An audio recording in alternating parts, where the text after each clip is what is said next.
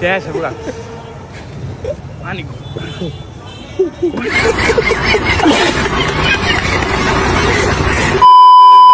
আসসালামু আলাইকুম এভরিওয়ান, আশা করি সকলেই ভালো আছেন। তো আজকে রাত 10টার পরে হাঁটতে হাঁটতে আমরা থানা স্ট্যান্ড চলে আসি।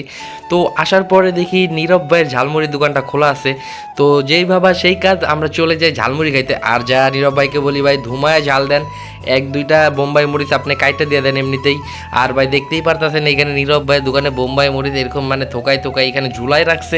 দেখে আমাদেরও লোভে মারতে ছিল না যে আজকে ট্রাই করি ঝালমুড়িটা বোম্বাই মরিচ দিয়া। নীরব ভাইকে বলতে দেরি, নীরব ভাই কিন্তু বোম্বাই মরিচ কাইটা অলরেডি ঝালমুড়িটা বানানি শুরু করে দিছে। আর গাইস, আপনারা যারা সাভারে থাকেন, যারা ভালো ঝালমুড়ি ট্রাই করতে চান, তারা অবশ্যই কিন্তু নীরব ভাইয়ের ঝালমুড়ির দোকানে আসতে পারেন। নীরব ভাইয়ের ঝালমুড়ির দোকানের লোকেশনটা হচ্ছে সাভার থানা স্ট্যান্ড রোডে, কাচ্চি ভাইয়ের ঠিক নিচেই। তো যারা নীরব ভাইয়ের দোকানে আসতে চান অবশ্যই আসবেন, তার ঝালমুড়িটা ট্রাই করবেন। তো এদিকে কিন্তু নীরব ভাই ঝালমুড়ি বানানি প্রায় শেষ হয়ে গেছে। তার ঝালমুড়ির মধ্যে কিন্তু ভাই বোম্বাই মরিচের একটা গ্রান নাকের মধ্যে আসতেছিল দূর থেকেই। তো কি বলবো, এদিকে ঝালমুড়ি বানানি প্রায় শেষ। এখন আমাদেরকে ঝালমুড়িটা যখন দিবে, দেওয়ার পরে গাইস আমরা খাবো।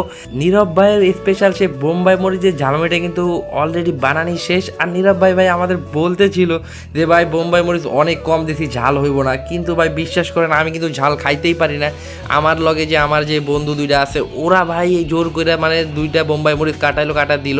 তো এখন সময় হয়ে গেছে নীরব ভাই ঝালমুড়িটা টেস্ট করার। তো এখন আমি এটা টেস্ট করব ভাই। আমার কিন্তু খুবই ভয় লাগতেছিল, কারণ আমি একেবারে ঝাল খাইতে পারি না।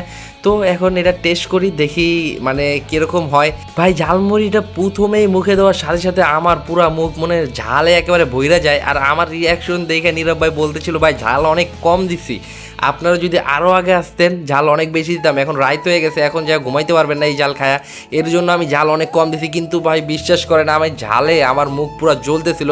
আর আমার দ্বিতীয়বার এটা মুখে দেওয়ার কোনো সাহস ছিল না। তারপরেও আমি এটা দ্বিতীয়বার মানে আরেকবার মুখে দিই, লাস্ট এটাই আমার খাওয়া ছিল নীরব ভাইয়ের ঝালমুড়ি। কারণ ভাই এত ঝাল আমি জীবনে খাই না। আমি আমার বন্ধুকে দিয়ে দেয় যে তুই খা ভাই, তুই ঝাল দিতে কইছিস তুই খা। বিশ্বাস করেন রাসেল ভাই, নীরব ভাইয়ের নামটা যতটা নীরব, নীরব ভাইয়ের কিন্তু ঝালমুড়ি অতটাও নীরব না ভাই। এত পরিমাণ ঝাল হয়েছে, আমি আর দ্বিতীয়বার এটা মুখে দেই নাই। আর আমার এদিকে আমার বন্ধু কিন্তু অনেক মানে খাইতেই আছে। আর আমার অবস্থাটা দেখেন ভাই, আমি পুরো ঝাল খায় অবস্থা খারাপ। নীরব ভাই ঠান্ডা পানি দিতে কয়, ভাই ঠান্ডা পানি খান।